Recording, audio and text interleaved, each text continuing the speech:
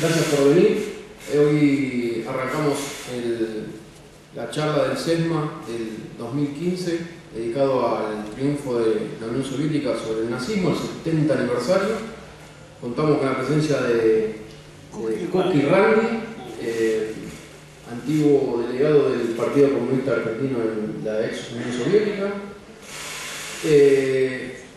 Para arrancar la charla me pidieron que haga una pequeña introducción del nacionalsocialismo y del fascismo, así que voy a tratar de sintetizar un poco este tema complejo por demás.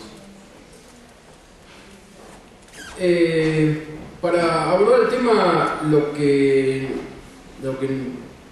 como marxista tenemos que evaluar no tanto los personajes, más allá de los hechos, la profundidad de que se dan estos procesos.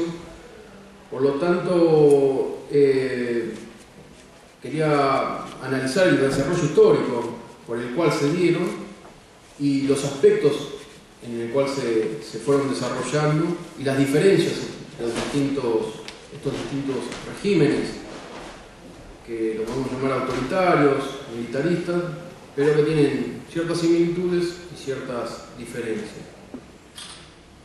El proceso histórico que se va dando para que aparezcan en Europa estos tipos de regímenes tienen un arrastre que muchos lo ubican ya en el siglo pasado, a partir de la consolidación tardía del Estado-Nación, primero de Italia y después de Alemania, en la guerra franco-prusiana en 1870,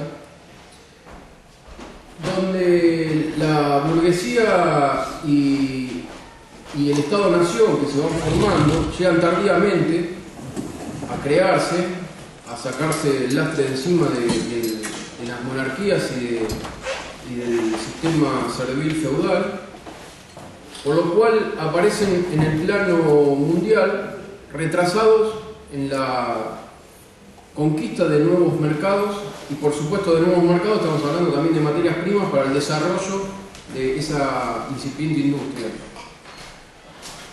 Entonces ahí tenemos una parte, un factor importante de un mundo que ya estaba bajo la hegemonía inglesa, más que otras potencias. Estados Unidos todavía se estaba desarrollando, pero estaba dedicado a sus cuestiones internas más que hacia refractar su dominio hacia el mundo. Y el complejo, digamos, el mundo en sí ya estaba bastante repartido. De hecho, los ingleses terminan de hegemonizar África con las guerras de los Boers contra los ex colonizadores holandeses. Entonces, este desarrollo tardío es lo que va a tener dos consecuencias importantes. Una hacia afuera, para lo que decía, la búsqueda de mercados y la búsqueda de materias primas, y la concepción del Estado en ese entonces del dominio, que era netamente un dominio territorial, o sea, el expansionismo territorial, y también hacia adentro, porque hay una sociedad civil, lo que se llama sociedad civil, que es la del desarrollo de la propia burguesía dentro de su sociedad, hegemonizando esa sociedad. Entonces ahí tenemos el arrastre dentro de estos mismos estados de distintas clases sociales, entre ellas del campesinado, que era muy preponderante, todavía muy fuerte en Italia, en Alemania. Y también encontramos otro fenómeno ya a principios del siglo, que es el desarrollo de una clase obrera pujante y cuando se da el fin de la Primera Guerra Mundial, el triunfo de la Unión Soviética. Eso es una clara amenaza a estos estados y al sistema capitalista en general. Ahora, como yo decía, los ejemplos más claros de estos sistemas autoritarios, que se dan sobre todo con Italia y Alemania, vienen arrastrando también, como decía, clases sociales que venían pereciendo, como el campesinado con las formaciones de aquella época, instituciones como el Vaticano en Italia, o instituciones como la monarquía que Bismarck le da a Guillermo I, le da simbólicamente el poder de la conformación del Estado alemán a partir de una Prusia fuerte que triunfa frente a Francia.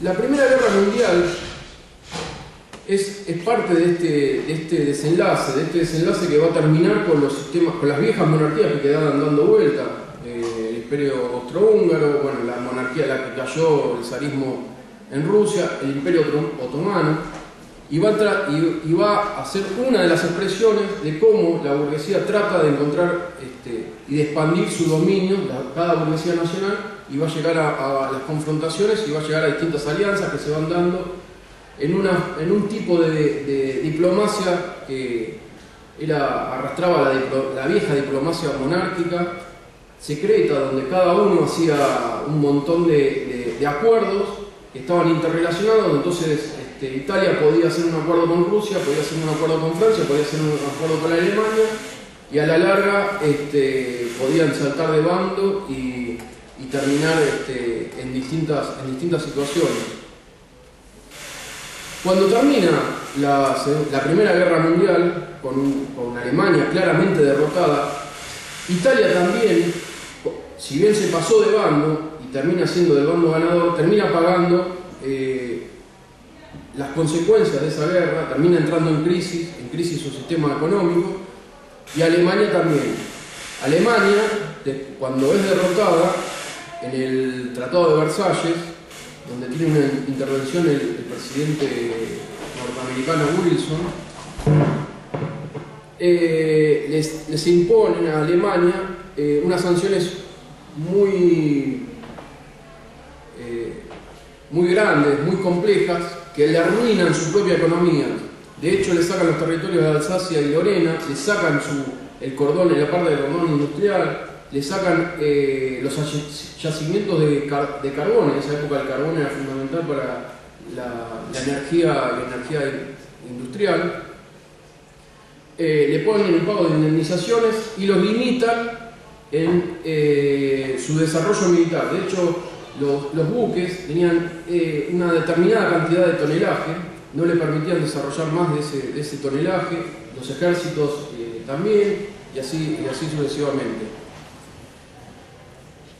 Esto trae aparejado una crisis profunda, que es una crisis económica, desempleo,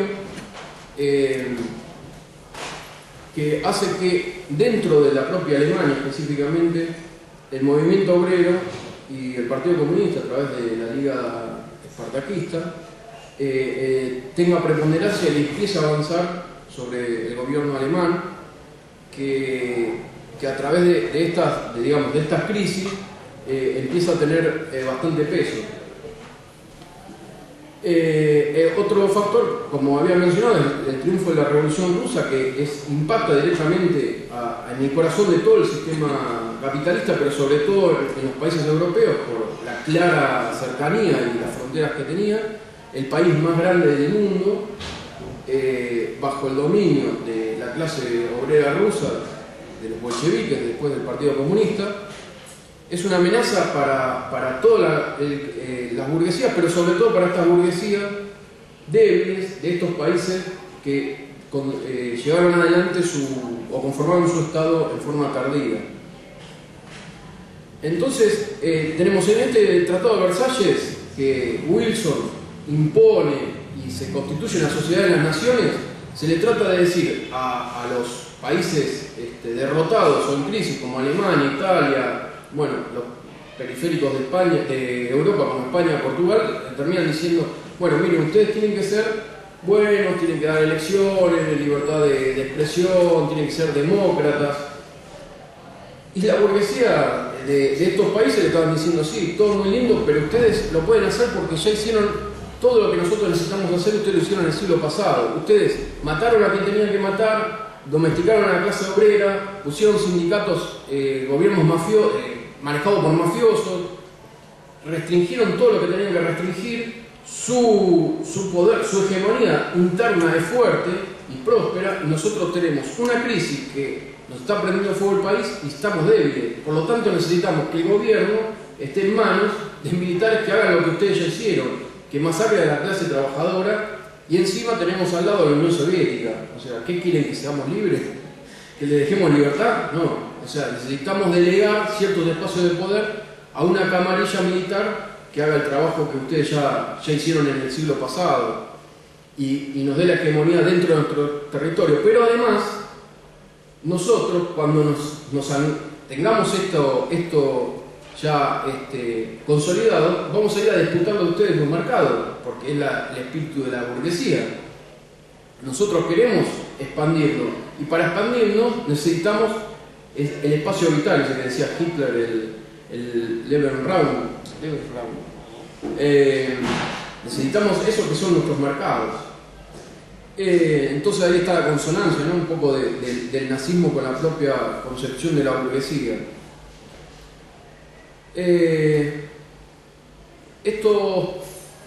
Estos regímenes triunfan sobre la clase obrera, derrotan al espartaquismo, en Italia también es derrotado Mussolini. De hecho, Gramsci analiza, una de las cosas que hace es analizar la derrota de los obreros en Milán.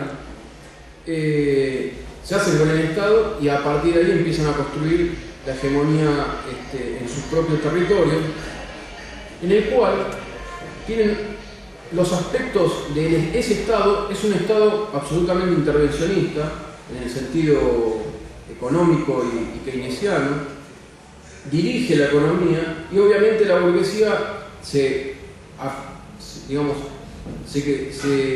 entiende que sus intereses también van por ese lado. Si tiene que hacer cacerolas, hace cacerolas; si tiene que hacer armas, hace armas. Todo tiene que ver con los márgenes de ganancia, ¿no? Entonces, con la proyección política que tienen ellos.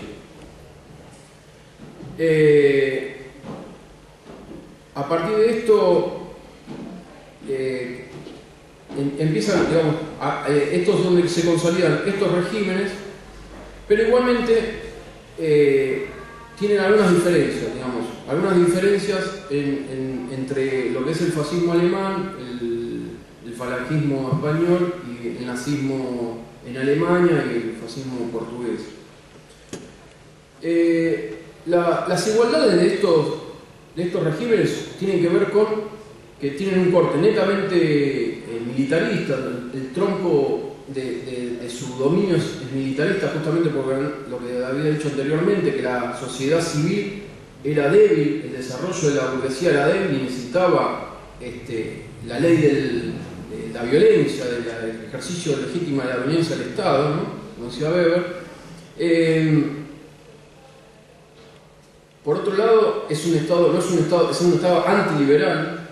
Terminan las elecciones inmediatamente cuando asumen cada uno bueno, salvo Franco, que asume por una guerra civil. Después los demás anulan todo parlamento, anulan elecciones, etc. A diferencia de lo que fue el peronismo acá y las coincidencias que uno puede tener, las bases de sustentación social no están dadas por la clase trabajadora, sino más que nada por el campesinado. De hecho, el campesinado en realidad también ocupa un lugar simbólico, tanto en el fascismo como en el nazismo, un lugar simbólico del desarrollo de la nación. Ahí es donde encuentran lo que es la nación, los valores de la nación, y lo configuran a partir de ahí. Y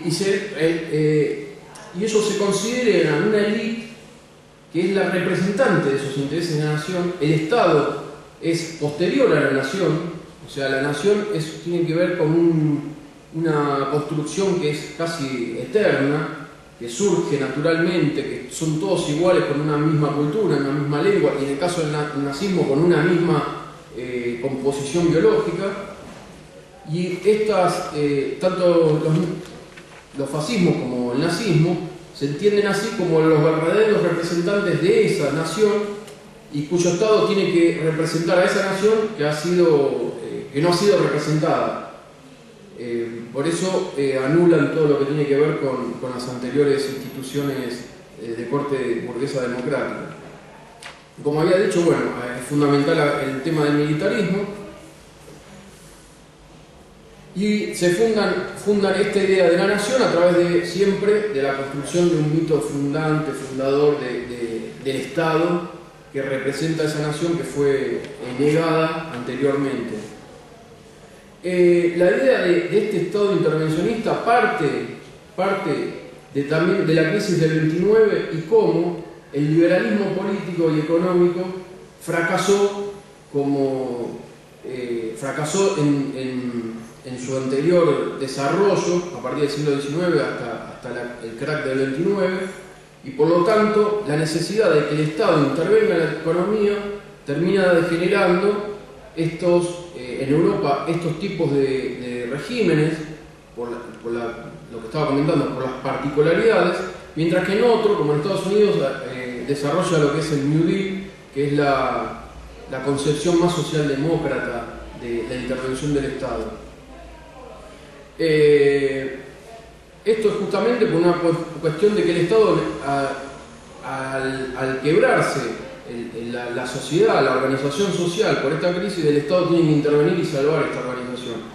La diferencia que tiene entre Estados Unidos, Inglaterra, Francia con Alemania e Italia es que es tan débil la sociedad civil que tienen una concepción que necesitan el Estado, es el Estado más en el sentido de Hobbes, de Leviatán, que organice, que le dé sustentabilidad al cuerpo social, mientras que los otros, al tener un desarrollo de una sociedad civil y una hegemonía de la burguesía mucho más grande, no necesitan tanto del Estado. O sea, lo necesitan hasta ahí, no dependen tanto de eso. Por eso las distintas formas entre uno y otro. Bueno, en síntesis, esto es como lo que va a llevar a que una vez instaurados estas formas, esta representación de gobiernos en Europa, terminen confrontando con otras burguesías, disputando los mercados y obviamente luchando en contra de lo que tenían al lado, que era la Unión Soviética y la clase obrera, disputando no solamente cuestiones económicas, sino ya disputando el poder político. Así que bueno, ahora Kuki va a hablar justamente de cómo se fue desarrollando esto en la historia contemporánea. Muy bien. Un buen elemento de arranque para poder analizar lo que se desarrolló luego, ¿no? Yo me quiero presentar primero. Yo soy Kuki Randi, actualmente miembro de la Comisión Nacional de Educación del Partido Comunista. La vida y las situaciones políticas me llevaron, porque yo soy así, esas cosas ocurren, a ser el último representante del Partido Comunista Argentino en Moscú. Yo llego a Moscú cuando se está derrumbando el muro de Berlín y me voy con la caída de la luz. La situación histórica me puso en ese intríngulis, ¿sí? Para tenerlo. Yo había estado antes, yo había estado varias veces en la Unión Soviética estudiando, ¿no? Pero en otros momentos que también voy a referir en alguna circunstancia de mi locución.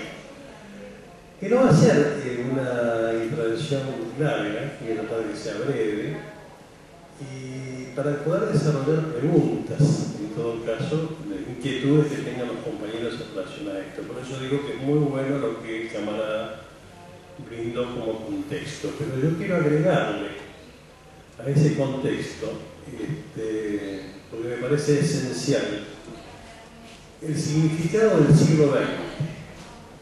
¿Qué fue el siglo XX para el desarrollo de la humanidad? ¿Sí? Un siglo XX que tuvo dos guerras mundiales con millones de muertos y mutilados, ¿sí? Involucró a decenas de países, sobre todo en Europa, y que marcó hitos Yo voy a nombrar algunos, porque me parecen muy importantes, pero sería bueno que ustedes también, si yo me voy a olvidar de algunos, ustedes seguramente lo van a incorporar. Yo dije Primera y Segunda Guerra Mundial, puedo decir una barbaridad, uso por primera vez del arma atómica sobre población civil, como ocurrió en Hiroshima y Nagasaki. Tendría que decir que se produce un hecho esencial en el siglo XX. El capitalismo, con todas estas cuestiones que venían explicando, su forma de existencia era tener situaciones de crisis cíclicas, de las cuales, por distintos motivos, por conquista del territorio, de materia prima, conquista del mercado, iba saliendo de esas crisis, que eran cíclicas, o sea que seguían repitiendo.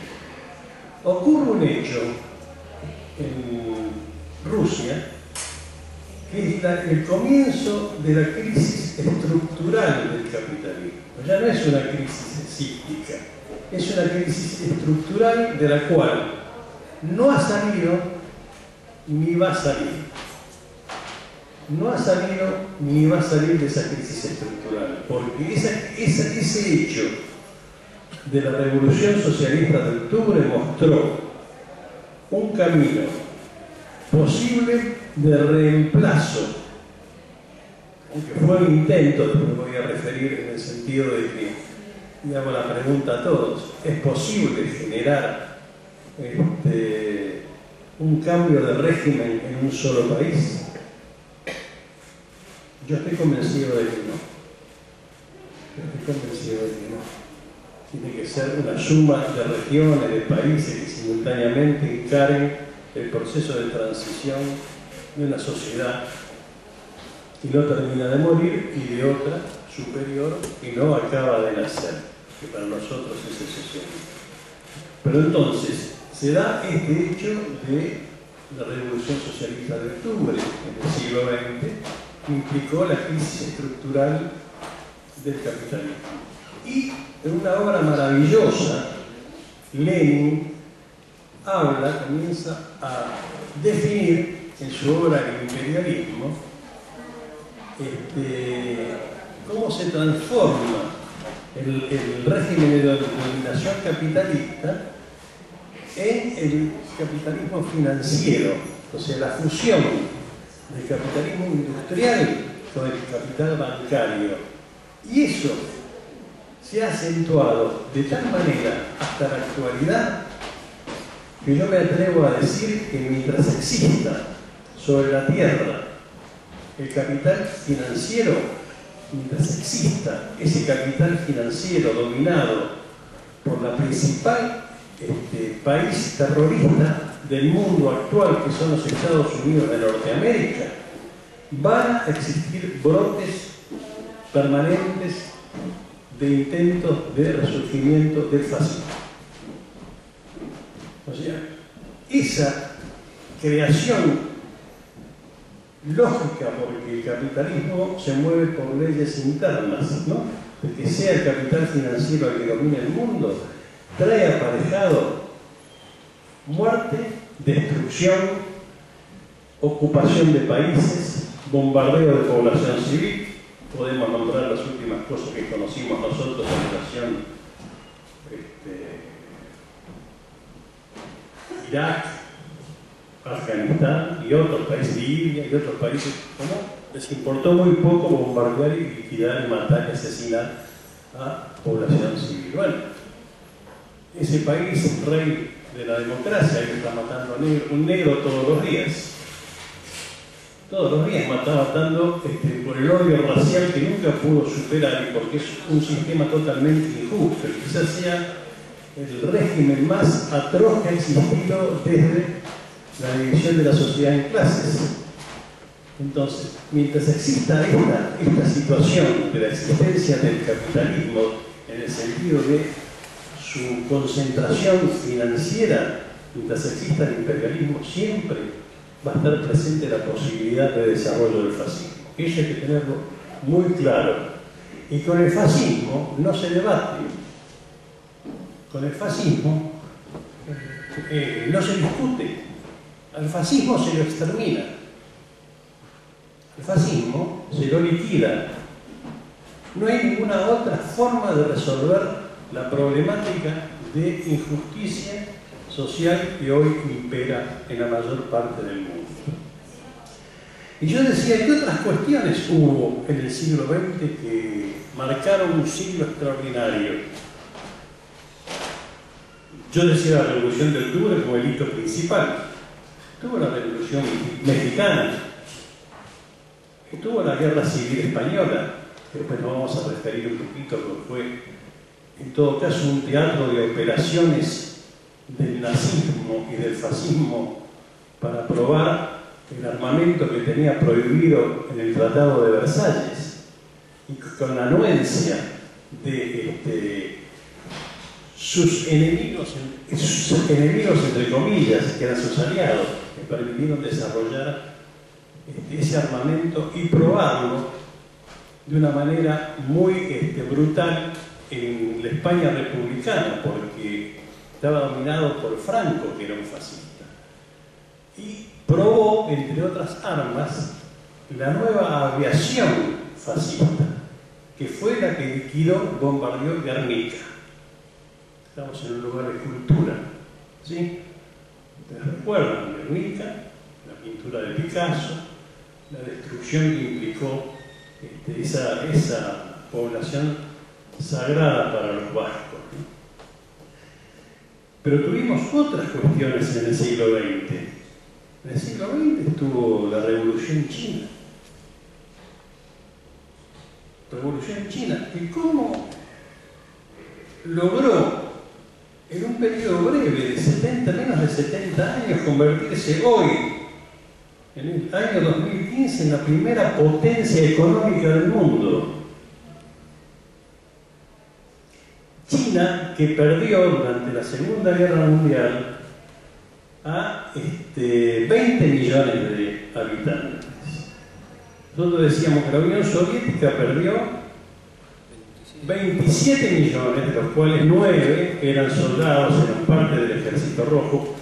Muchos de esos combatientes soviéticos eran comunistas y de los mejores, que cayeron peleando contra el fascismo. Y después fueron asesinatos del fascismo. Fue un bombardeo de decenas y miles de aldeas, de pueblos. Yo antes le daba un ejemplo a Lucho mientras estábamos sentados ahí. ¿Qué país puede hacer? Para dar un solo ejemplo, 1945 se derrota al fascismo. 27 millones de muertos. Casi 1.800 aldeas y ciudades destruidas por los nazis. 32.000 fábricas borradas de la faz de la tierra por los bombardeos nazis. Año 45. Año 61, 16 años después de ese desastre, el Sputnik. El Sputnik.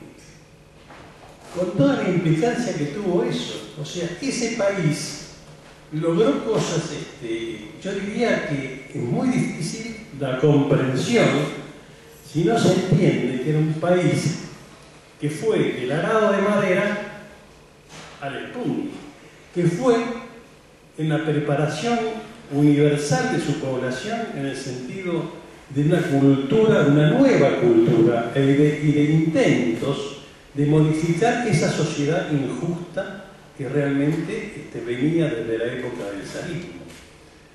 ¿Qué país, qué otro ejemplo hay que con tanta cantidad de muertos? Los aliados, que nosotros nos muestran las películas norteamericanas, Normandía, Iwo Jima, MacArthur. En total, las fuerzas aliadas en la Segunda Guerra Mundial tuvieron 900.000 bajas. Perdieron 900.000 hombres. Estados Unidos no fue bombardeado. Salvo una base. Pero quiero decir de que ¿qué comparación hay entre esos 900.000 bajas que tuvo esa parte de los aliados y los 27 millones de muertos soviéticos o los 20 millones de chinos? Inclusive la otra fuerza que perdió porque fue liquidada, y yo creo que se quedaron cortos, fueron los alemanes, que perdieron más de 10 millones de personas. Yo diría de nazis, esencialmente nazis. Insisto, con los nazis no se discute, con el nazismo no se debate, con el nazismo se lo extermina, se lo confronta y se lo liquida. Porque es cierto que el Estado intenta liquidar las distintas expresiones de la democracia burguesa, pero no nos olvidemos de algo: puede haber fascismo, y lo va a haber, inclusive con parlamentos. Yo digo para ubicarnos en el plano actual. En general, el fascismo niega cualquier expresión de carácter democrático. Pero sabemos que el peor fascista que existe en la sociedad es el pequeño burgués asustado. El pequeño burgués asustado es el que le va a dar el caldo de cultivo para que el nazismo rebrote, y porque cuando se ve que le tocan el bolsillo, le importa muy poco a lo que sucede alrededor de él desde el punto de vista social. Entonces, eso yo creo que hay que tenerlo muy en cuenta. Mientras exista el capital financiero, va a existir la posibilidad de rebrote de los regímenes de carácter fascista en cualquier lugar del mundo. En cualquier lugar del mundo. Acá ya habló él del Tratado de Versalles, habló cómo permitieron a los alemanes rearmarse y probar su armamento, bajo cuerda, pero que permitieron. Y después, asustados, porque como Alemania había sido siempre una potencia desde el punto de vista económico, pero como comenzaba a rearmarse, Francia, Inglaterra, los Estados Unidos comienzan a abrir la mano, y entonces firman el Tratado de Múnich y le entregan una parte de Checoslovaquia a los nazis para que no hubiera guerra, decían ellos. Los Sudetes, le entregan los Sudetes a Alemania, y en el mismo año, en el año 38, con la, a ver si anoté bien el alemán, con la Anschluss. Con el Anschluss le entregan Austria. O sea que Alemania anexiona primero a una parte importante de los Sudetes, que era muy rica en minerales, etcétera, etcétera, y le entrega luego a Austria, para tener una idea de cómo actuaban estos que se hacían llamar aliados de lo que fue luego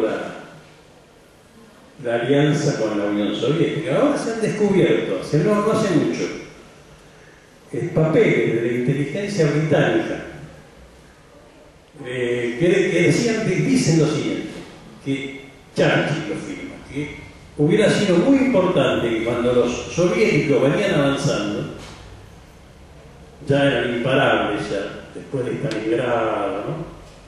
Ya venían avanzando. Churchill dijo: hay que hacer un ataque para la Unión Soviética, porque si no después no los vamos a poder detener. Y entonces ellos se acuerdan tarde de abrir el segundo frente, cuando había un acuerdo para que fuera en el año 1942, abren el segundo frente en 1945, cuando ya estaba casi flameando la bandera roja con la hoz y el martillo sobre el Reichstag. Sí, se apuraron para... Se apuraron para que no cayera inclusive Francia en poder. En Francia había un movimiento, pues yo me quiero referir al movimiento guerrillero y de resistencia en los países ocupados. En casi todos los partisanos franceses, los italianos los partisanos italianos, en los distintos países europeos se generaron reacciones de los pueblos, de la parte civil armada para combatir al fascismo. En Italia los comunistas logran hacer prisionero a Mussolini y a su mujer Clara Petacci. Los fusilan y los cuelgan. Por los pies los cuelgan. ¿Sí? Toda una simbología. Si hablamos de los partisanos y del Partido Comunista Francés, fue heroico. Ahí hubo una jugarreta donde había una fuerza comunista y popular en Francia que podía haber asumido el gobierno y no de Gaulle. Yo digo para tener en cuenta. Para tener en cuenta.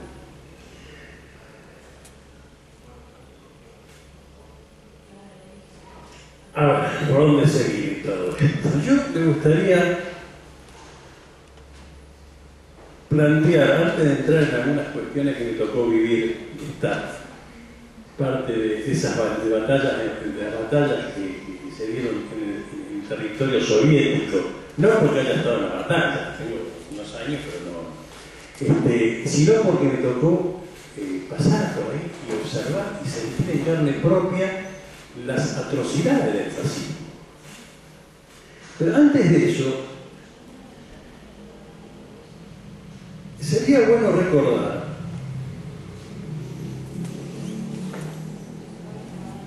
las definiciones de Dimitrov en el 7º Congreso de la Internacional Comunista.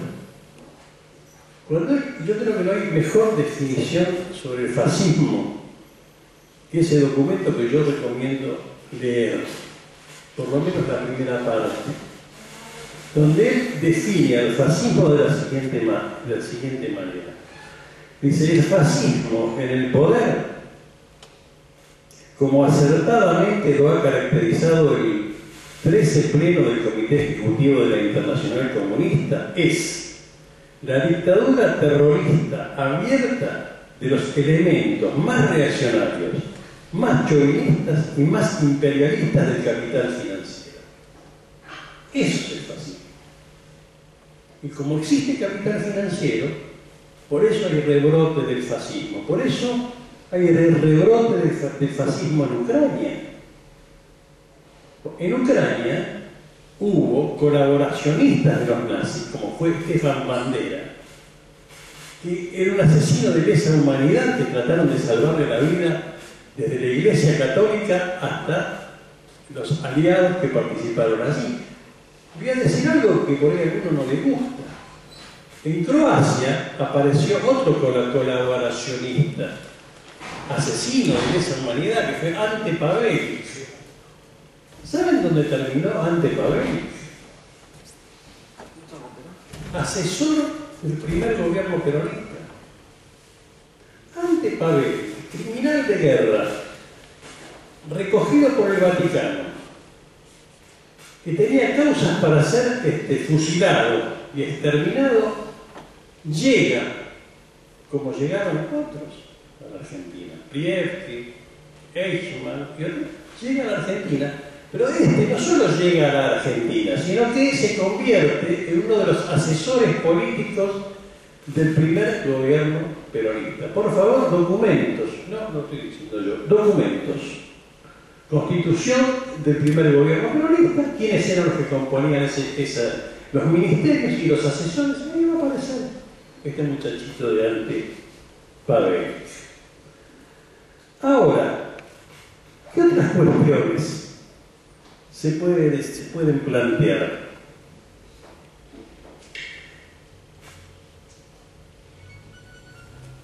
¿Qué ocurrió con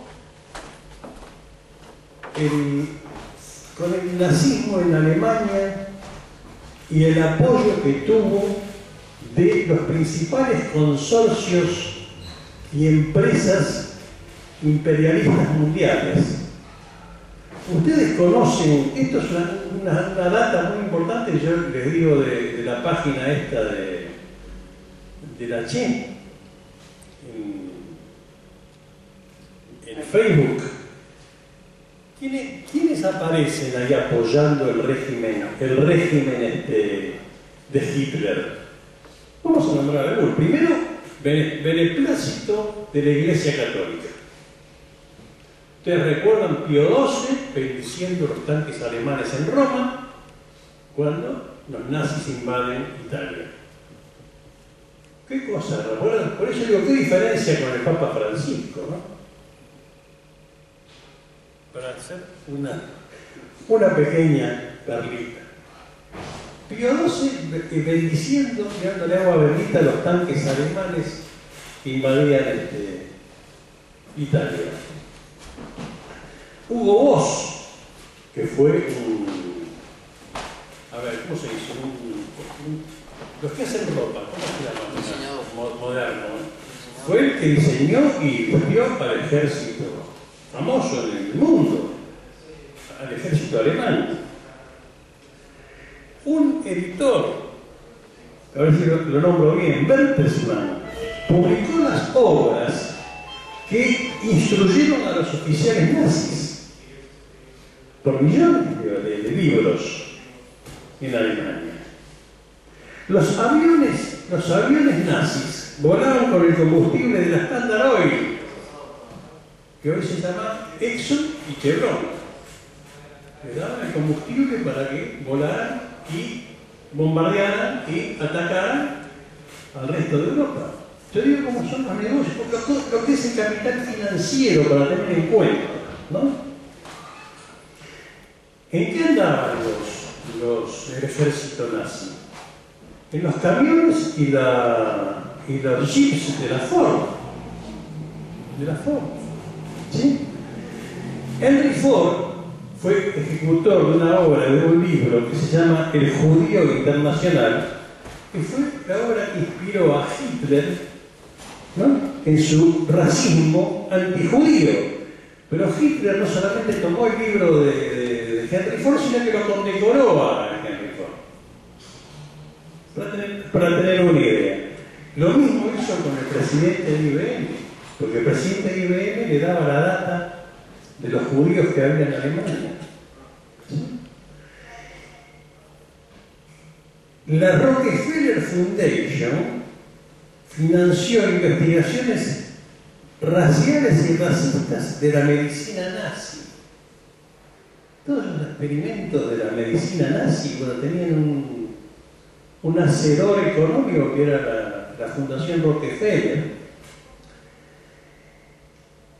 Prescott Bush, que fue padre y abuelo de Bush, de los presidentes norteamericanos, fue colaborador del multimillonario Fritz Thyssen, una de las fortunas más grandes de Alemania, que fue la que solventó económicamente al régimen nazi. ¿Sí? El Deutsche Bank, está acá en Argentina, ¿no? El Deutsche Bank puso la plata para hacer el campo de concentración de Auschwitz, donde murieron millones de judíos, y no solamente judíos. El Deutsche Bank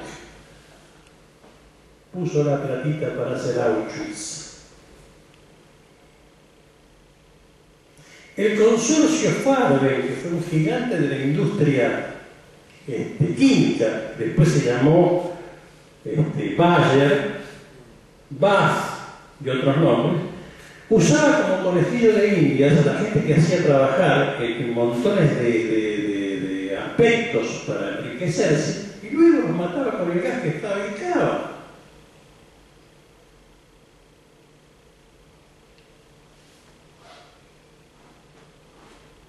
¿En qué otras empresas imperialistas trabajaban los esclavos, digamos, los prisioneros de guerra? Famoso, Krupp, acero, cañones, los cañones Krupp, una calidad espectacular. Trabajaban para Thyssen, para este multimillonario, para Siemens, para Varta, para Bosch, para Daimler-Benz, para Volkswagen, para BMW y otros. Todos estos prisioneros de guerra eran mano de obra gratis para todos estos consorcios. Y eran los que sostenían económicamente al régimen nazi. Algún dato más para terminar en relación a esto. Los bancos suizos, que ganaron fortunas comprando a Hitler el oro de las víctimas del nazismo, inclusive los dientes de oro que le arrancaban a los judíos, y que eso entraban a la libra de Suiza, los bancos suizos, y los que no podían pasar eran las personas físicas, pero pedazos de oro, de cosas, todo eso, iban a la banca suiza, otro aliado del fascismo. Ustedes saben, un hecho parece una perlita. Coca-Cola inventó la Fanta para los alemanes, para Hitler. La bebida sin alcohol Fanta se lanza en Alemania durante la guerra.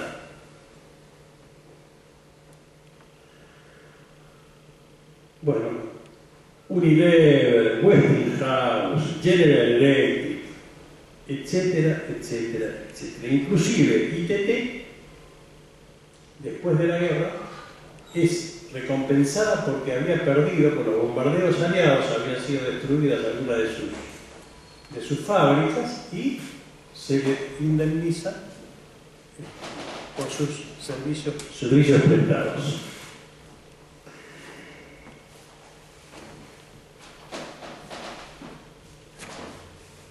Yo me quiero referir por último a algunas cuestiones vinculadas a lo que me tocó vivir de cerquita, ¿no?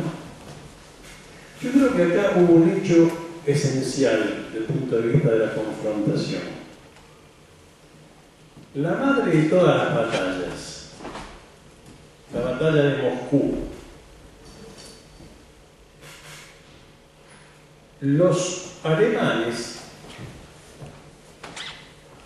violando el pacto que habían firmado Molotov y Ribbentrop, los soviéticos se veían venir la mano hacia ellos, y para retrasar ese proceso y poder tener la preparación previa para confrontar, habían firmado ese pacto. Ese pacto lo rompe Alemania y el 22 de junio de 1941 invade a la Unión Soviética. La primera batalla de un heroísmo sin par se da en la fortaleza de Brest. Era la fortaleza que estaba en el límite. Resisten como 2 meses, no queda un solo soldado soviético vivo. Eso que permitió retrasar el avance hacia Moscú una cantidad de días, pero lo liquidan a todos. Llegan a 23 kilómetros de Moscú. Mientras tanto, los soviéticos habían trasladado centenares de fábricas de armamento a Siberia. Se habían alejado para perfeccionar, desde que después de allí salieron armamentos superiores a los nazis, como el tanque T-34 y otros elementos de combate importantísimos. Pero no solamente trasladó las fábricas a Siberia, sino que la mayoría de los que laboraban en esas fábricas en Siberia eran mujeres. Había que producir mucho armamento y traerlo para las batallas que se desarrollaban en los distintos frentes de ese extensísimo país. Llegan entonces a 23 kilómetros de Moscú los alemanes, los nazis, con un armamento y millones de soldados. Hitler decía, cae Moscú y ya estamos, ya está listo. Y el mundo ya es nuestro, ya no hay ninguna duda. Resulta que el pueblo soviético, el loco de Stalin, por llamarlo de alguna manera, decide, cuando están las tropas a 23 kilómetros, no irse de Moscú. Él dice, yo me quedo, porque le decían, Mariscal, tiene que estar dirigiendo el proceso de la guerra, se tiene que ir. No, él se queda en Moscú. ¿Y qué es lo que hace el 7 de noviembre? organicen un desfile militar por el aniversario de la Revolución de Octubre. Las tropas desfilaban y iban al frente.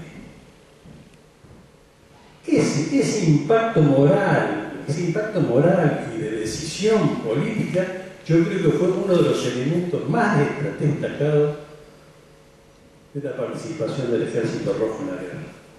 En ese mismo momento llegan refuerzos de las tropas que estaban instaladas en Siberia, y a partir de esa batalla, que fue la madre de las batallas, comienza el arranque imparable de el Ejército Rojo. Entonces, se expulsa, se los corre de Moscú y comienzan a avanzar ya. Venían con el cuchillo entre los dientes los soviéticos.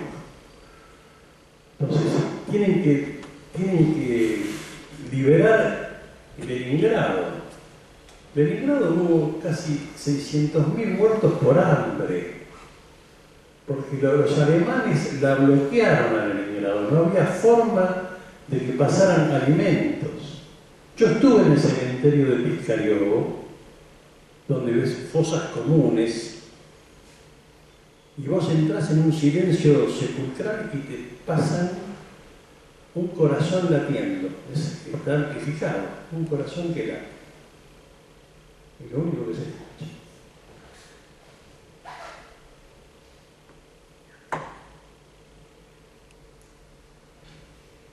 Bueno,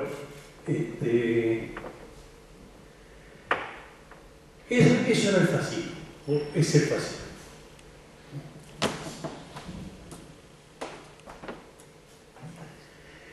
Liberación de Leningrado.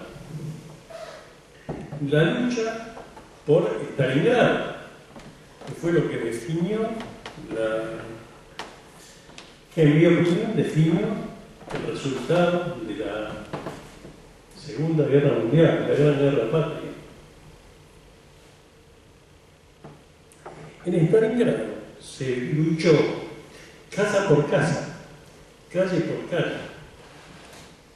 Me tocó estar en Stalingrado y ver los edificios que todavía conservan, porque no los han arreglado, conservan lo que quedan, los esqueletos de los edificios, no digo toda la ciudad, pero la gran parte las conservan, para recordar lo que fue el fascismo. ¿Sí? Y otras batallas que fueron muy importantes, podía nombrar, Kursk, que fue la batalla de tanques más importante que existe en la historia. Como 6.000 tanques se confrontaron. Miles de aviones, millones de soldados. Y lo fueron empujando a los nazis hacia Berlín. ¿Sí?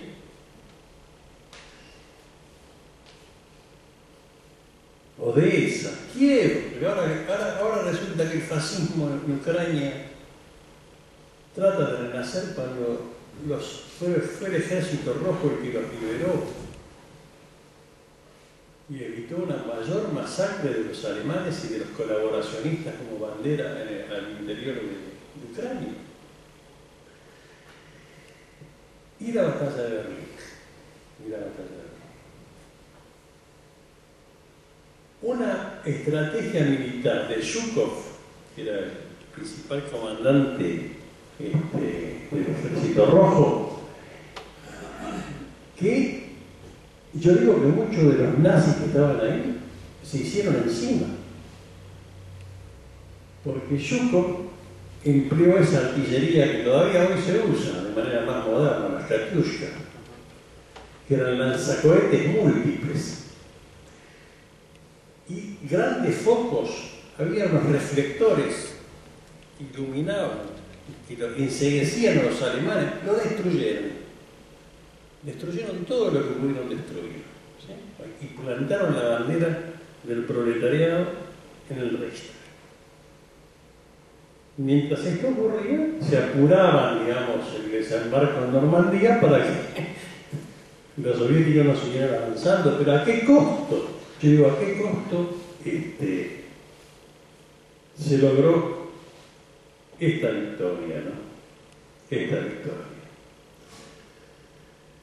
Entonces, y no me quiero olvidar porque no soy, dos cosas más. Nuremberg. Nuremberg fue el juicio que se hizo a la cúpula nazi que fue juzgada. A una parte la ahorcaron, otra se suicidó dentro, ¿sí? Y luego otros tuvieron una pena menor. Y los yanquis, los ingleses, querían que se moderaran las penas. Los soviéticos siempre se negaron, tenían poder de veto. Tal es así que uno de estos nazis malditos, Rudolf Hess, que los norteamericanos los querían liberar, los soviéticos le dijeron, no, este se muere en la cárcel. Estuvo en la cárcel de Spandau solo. Era el único preso que había. Y todos los años venía los norteamericanos, que había liberado, estaba viejito. Los soviéticos, no, se tiene que morir adentro de la cárcel. Por el daño que causó, por los asesinatos que cometió, por las barbaridades que cometió el nazismo. Bueno, y también tuvimos en este siglo XX tan extraordinario, no me quiero olvidar yo decía la Revolución China, Corea, Cuba, Vietnam, Laos, la liquidación de la apartheid, y también tuvimos la caída de la URSS.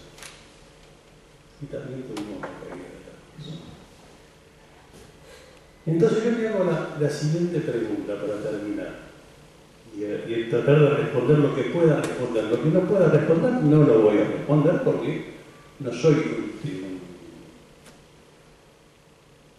un poseedor de la verdad revelada. Puedo dar una aproximación, en mi opinión, a lo que yo creo que es lo verdadero, pero no existe la verdad absoluta. Un país castigado como fue castigada la Unión Soviética, que pasó, insisto, del arado de madera a los éxitos científicos, técnicos, de la producción más importantes de la humanidad. Luego, existen fallas en el sistema de gobierno soviético, como cualquier otra falla que pueda tener cualquier dirigente que lo va a juzgar la historia en cuanto a qué fue lo que contribuyó y lo que no contribuyó. ¿Sí? Y hay una declinación, hay un abandono que no tuvieron los cubanos del desarrollo de la conciencia socialista, porque una revolución no es que se hace cuando se toma el poder. Se prepara antes, se hace durante y prosigue. Porque vos el proceso permanente de desarrollo de la conciencia para defender los intereses que conquistaste tiene que ser de carácter permanente. Eso ahí hubo un abandono por distintas causas. Cosas que no hicieron los cubanos, siendo un paísito más pequeño, con menos riquezas, etcétera, etcétera. Toda la culpa la tuvo Stalin, bien peor. Hubo otros que colaboraron a que eso sucediera, digamos, como fue Brezhnev, Nikita Khrushchev, digo, para nombrar algunos de los que pululaban por ahí por esas cuestiones. Ahora resulta que uno analiza, y con esto termino en esta parte, un mundo donde ya no es más lo que fue los años 90. No es un mundo unipolar ya es un mundo multipolar, donde aparecen, insisto, potencias económicas, en armamento, Y el desfile que hicieron, que mostraron un poquito, el desfile de la victoria es una cosa impresionante. Yo digo, muchachito, a los yanquis les digo, el ejército venezolano está armado hasta los dientes con la última generación de armas rusas. Cada cual sacará sus conclusiones, ¿no? Sacará sus conclusiones. Nadie quiere la guerra, pero cuando uno confronta a un enemigo de esta calaña, de esta inmoralidad, tiene que estar preparado para generar las condiciones de avance de los pueblos más colectivamente hacia un proceso de transición hacia otra sociedad. Esta sociedad dominada por el capital financiero es lo que estamos viendo todos los días. Es racismo, es exclusión, es guerra, es bombardeo a la población civil, es asesinato. Eso es el capitalismo que hoy vivimos. Queremos otra sociedad que no va a estar exenta de errores, pero otra sociedad mucho más justa, mucho más humana, vinculada a la felicidad de los pueblos que componen hoy nuestro planeta. Hasta luego.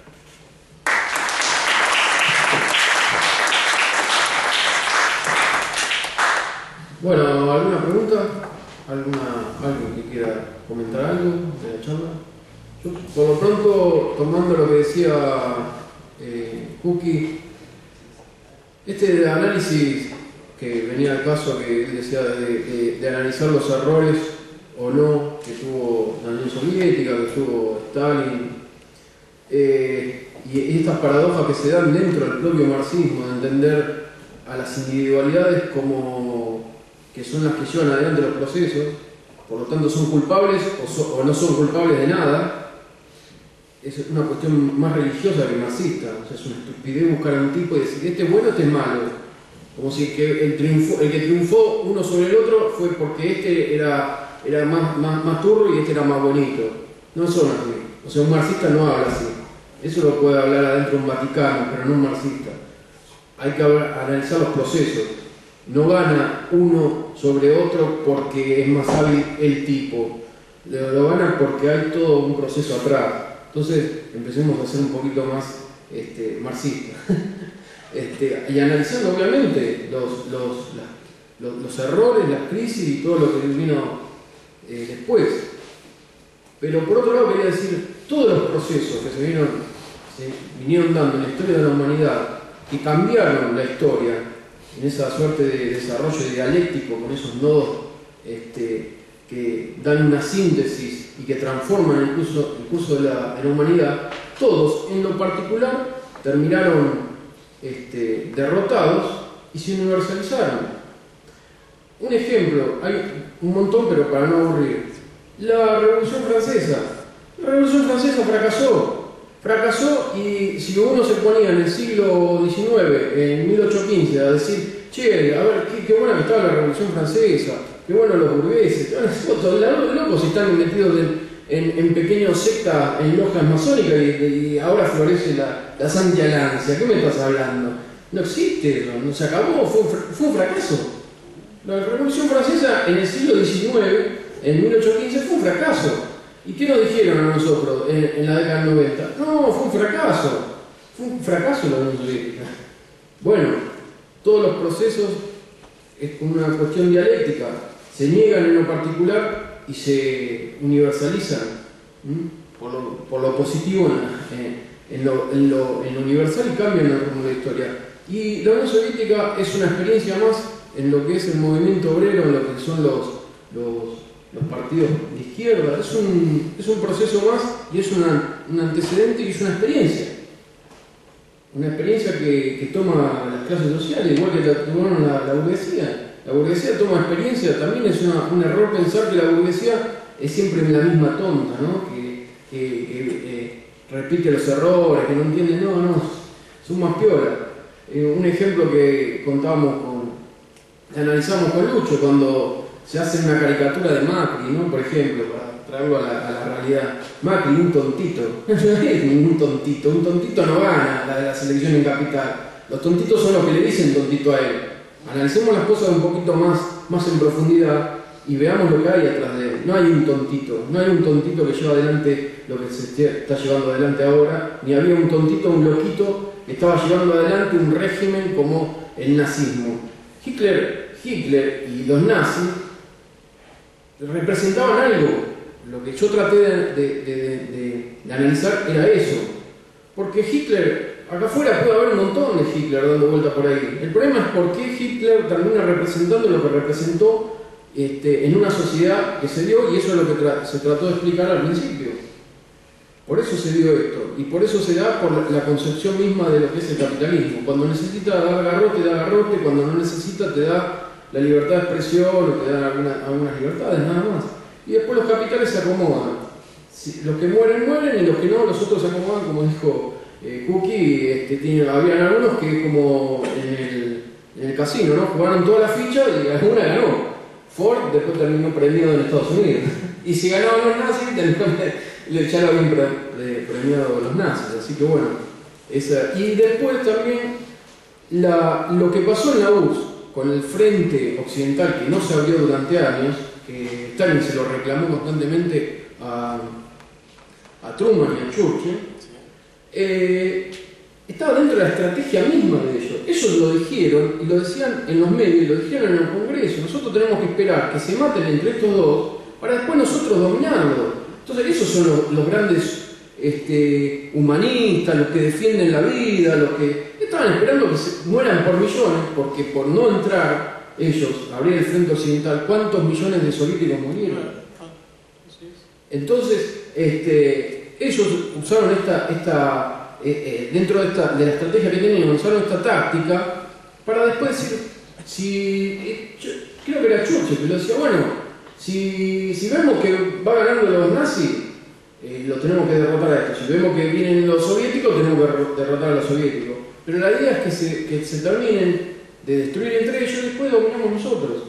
Esa fue la estrategia. Y después hay que mencionar que tuvieron mucho éxito, por lo menos en las sociedades occidentales, con los medios masivos de comunicación, con el cine, la industria del cine, que penetró mucho después post-Segunda Guerra Mundial, donde marcaron un mensaje que era falso, que habían ganado ellos la guerra contra los nazis, que ellos fueron los que lucharon contra los nazis, que en realidad no fue así, como lo marcó Cookie. Claro, encima eran todos buenos, y los otros eran todos malos. Otra vez la dicotomía en la historia, claro, otra vez la dicotomía en la historia, ¿no? La dicotomía: estos son todos buenos, nosotros somos todos, estos son todos buenos, estos son todos malos. No es así, no es así, no existe eso. Bueno, como reitero, si alguien piensa así, que vaya a la rezar una iglesia, que está bien, cada uno puede hacer lo que quiera, pero un marxista no puede hacer eso. Así que así se fue conformando el mundo que después terminó siendo un mundo bipolar, entre un bloque y otro, y que terminó triunfando por un montón de causas que hay que analizar, todavía hay que seguir analizando, que terminó hegemonizando el imperialismo yanqui. Pero reitero, la Unión Soviética es una experiencia que toma el movimiento obrero y todos los que luchan por el socialismo, una experiencia que hay que tomar y hay que separar los errores y los grandes avances, porque también eso es un avance impresionante y tiene que ver con la economía planificada. Que por otro lado, como yo mencioné anteriormente, Keynes tomó y se asombró y dijo: ¿cómo estos tipos están evolucionando de no tener un arado de madera, no tener ni siquiera tractores, a lo que son hoy? Entonces eso lo aplicó para el modelo capitalista. El multiplicador keynesiano, si alguien sabe de economía, no es ni más ni menos que el análisis de Marx que hacía de la circulación del capital, de la reproducción del capital, ni más ni menos. Entonces, también tomemos en cuenta que no son tontos, ellos también toman la experiencia de lo que fue la Unión Soviética. No sé, ¿alguien quiere comentar algo? Lado acá las preguntas. Dale. Yo hago una pregunta para Cookie, dos en realidad, sobre dos cuestiones. Una sobre la confrontación de proyectos de mundo, ¿no? Ideológicamente hablando, entre el fascismo, el nazifascismo y la Unión Soviética, con la ocupación de la Unión Soviética. Si vos crees que el intento de restaurar el régimen burgués de la propiedad, que los nazis no solamente lo ocuparon militarmente, hicieron una masacre de exterminio, sino que además intentaron, en un efecto revanchista de la reacción europea contra la Revolución Rusa, de restaurar el régimen burgués de la propiedad en Rusia, ¿no? Si vos crees que eso le jugó en contra a la ideología socialista que tenía el pueblo soviético, y jugó a favor para la resistencia, no fue una cuestión nacional, ¿no? Porque ahora también se plantea como una cuestión solamente patriótica, pero creo que una cuestión también ideológica, ¿no? Del socialismo contra el fascismo. Y otra cuestión, perdóname, Cookie, ya se te dijo, y la otra cuestión es sobre esto que la democracia liberal y el nazifascismo no tienen contradicciones de principio, digamos.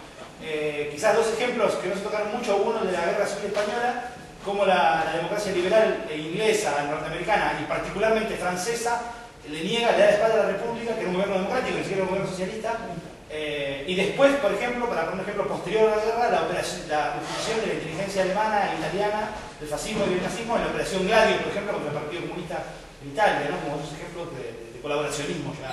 Sí. No, es así, el tema, creo que el marxismo lo ha definido, ¿no? Que el motor de la historia es la lucha de clases.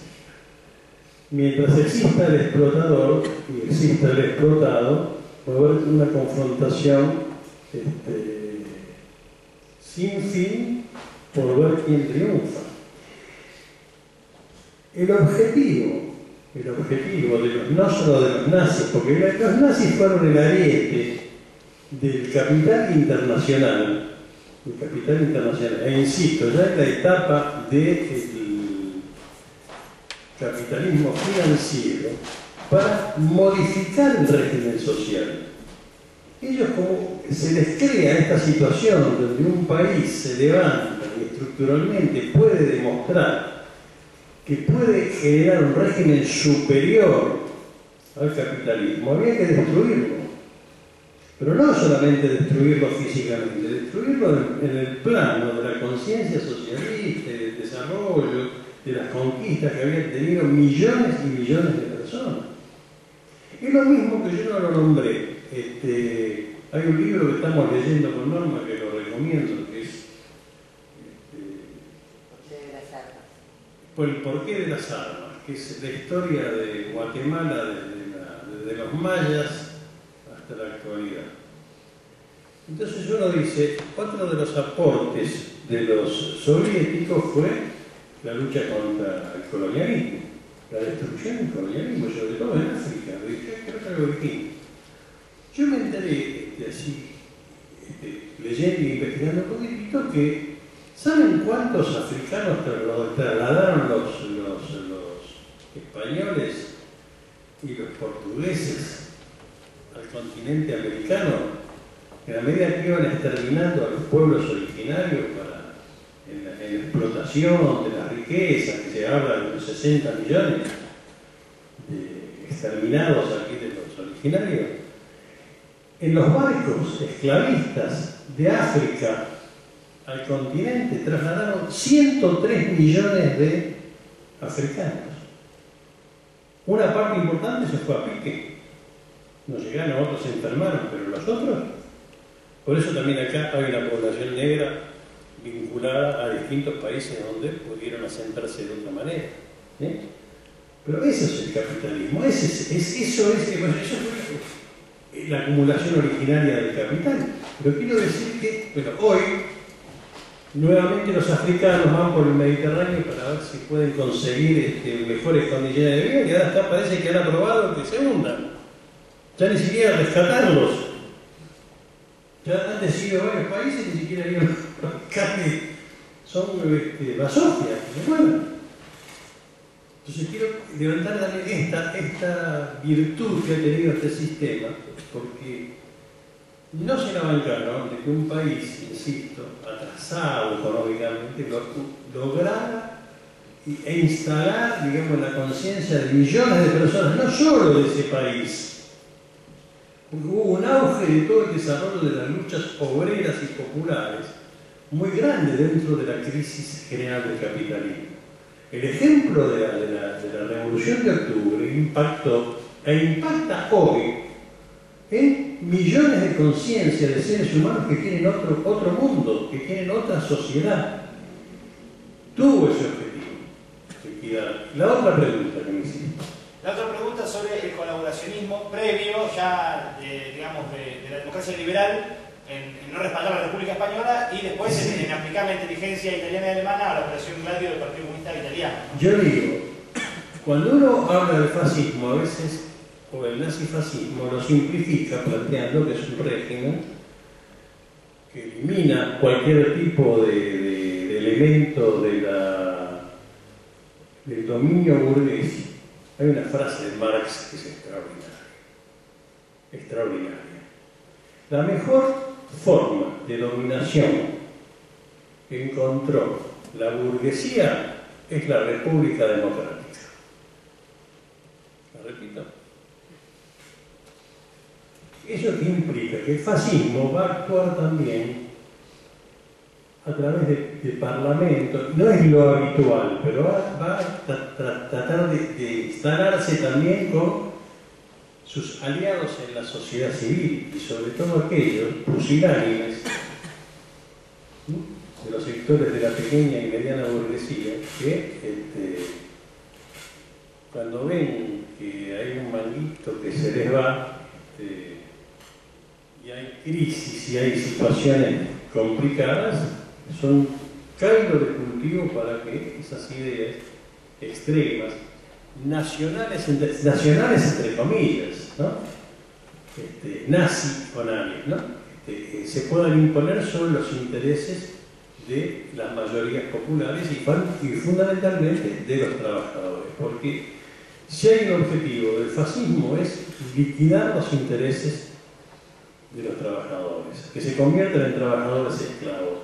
Y el liberalismo, frente a situaciones como la que ocurría en España, donde aparecía una república con un conjunto de condiciones, donde había partidos de izquierda que venían luchando para generar otro tipo de país, no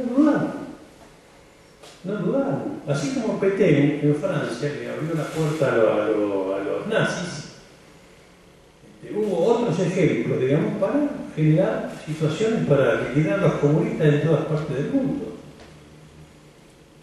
A ver si acá en Argentina, con la dictadura militar, acá hay archivos que hoy se pueden ver, se pueden observar, donde ellos ubicaban, junto con los movimientos armados, al enemigo que era de carácter más permanente.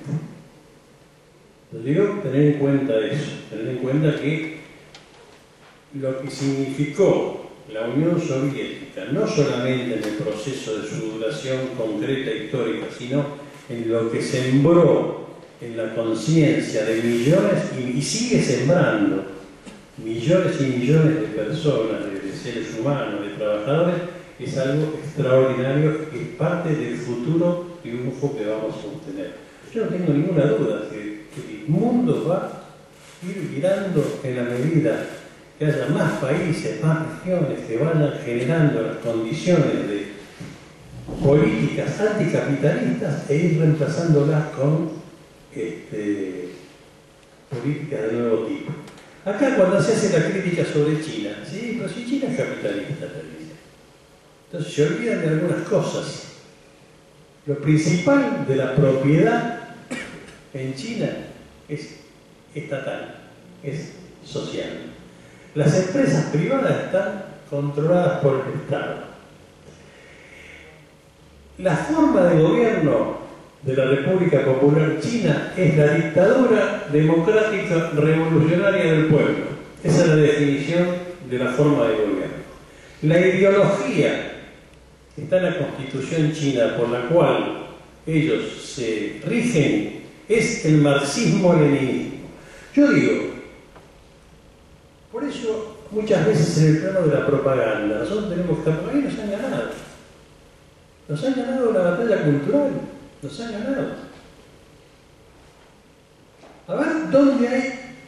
Ustedes lo escucharon a Kicillof ahora cuando lo denunciaron por este tema de YPF. A ver si Clarín lo mintió.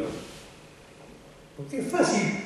El tema no solamente en la noticia, en la mentira, está la omisión. Y me puede decir que te cagás. Y si no es cierto, no me importa, no pongo nada. Ya lo dije.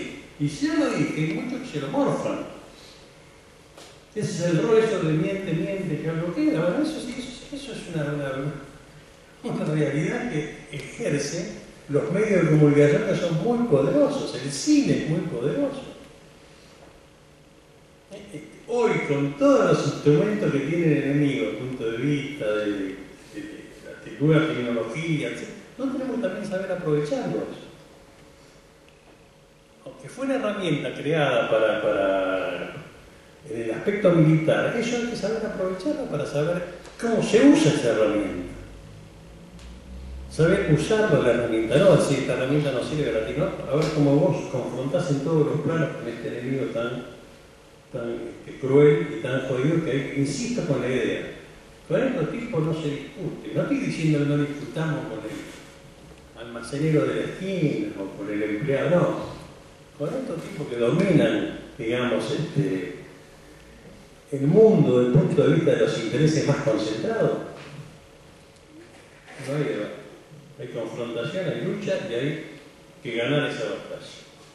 Y para eso no es mágico, uno tiene que prepararse, tener mucho conocimiento, ir a la teoría, me parece una excelente, insisto, intervención de camarada. Hay que ir a la teoría, hay que ir a la historia, hay que ir al conocimiento y a la aplicación concreta de ese conocimiento en la lucha. Bueno, nosotros teníamos una consigna de la formación política, que era luchar y estudiar y luchar. Era una síntesis, porque vos tenés que tener conocimiento de por qué haces las cosas, prepararte, poder tener un grado de polémica contra los cuales personaje, ¿no? O fuerza política. Y después, muchachos, hay algo que, digo esto, el problema no está en los demás. El problema no está siempre afuera nuestro. El problema lo tenemos adentro nosotros. No tenemos que ser un partido. Sí, son todos compañeros del partido los que están acá, pero tenemos que ser un partido que crezca más, que se inserte más en el movimiento social, que gane condiciones internas, que se meta en el plano del movimiento estudiantil, y tenemos que jugar un papel más decisivo en la política de alianzas, etcétera, etcétera. Ahora vamos a tener una pelea compleja, la que viene, por distintos motivos. Yo no me voy a meter porque ese no era el tema. Si hay esta pregunta, yo voy a dar mi opinión, que es muy mía, en relación a lo que se viene, las elecciones y todo lo demás. Pero esto es lo que quería decir.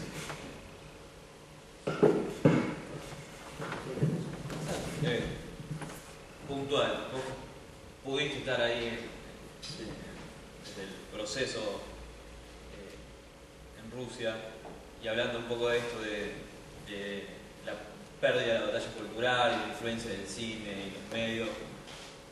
¿Cómo viste justamente cuáles son para vos las fallas que hubo desde la caída de la URSS, en que ha pasado un tiempo donde todavía no se ha podido recuperar, por ahí dentro también de la idiosincrasia y la cultura rusa, en recuperar esa conciencia o esa mística también hacia la revolución, hacia continuar la revolución?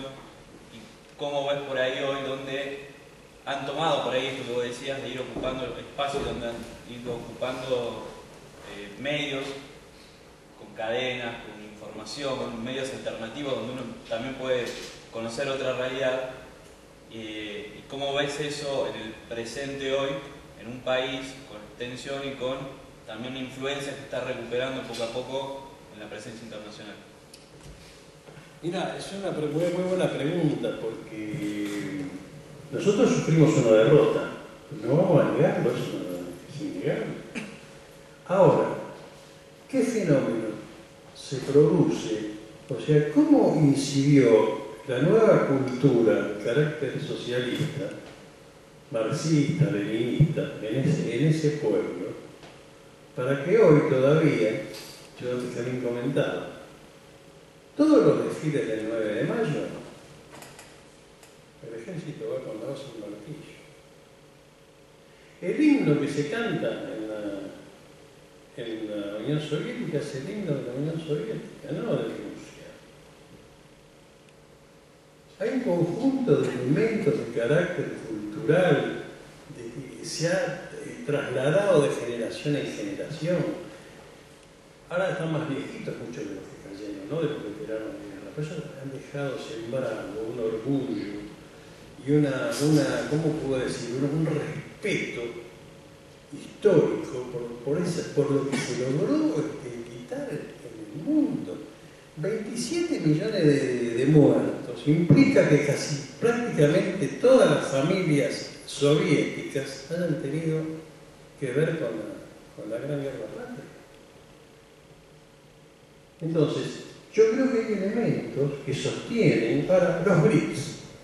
Uno empieza a pensar y dice, ¿cómo? Antes era unipolar, estaban los yanquis que decían, se acabó la historia, la ideología, no existe nada, se llegó el capitalismo, está la cima de la civilización, resulta que a los pocos años te aparecen los chinitos junto con Rusia, junto con Brasil, junto con India. Esta es una mezcla, digamos, que no es pareja, Sudáfrica, pero aparecen formas alternativas. Entonces, ahora, ¿qué va a pasar? Yo me pregunto, ya están los planos y ya está casi el comienzo de la ejecución del nuevo canal interoceánico por Nicaragua.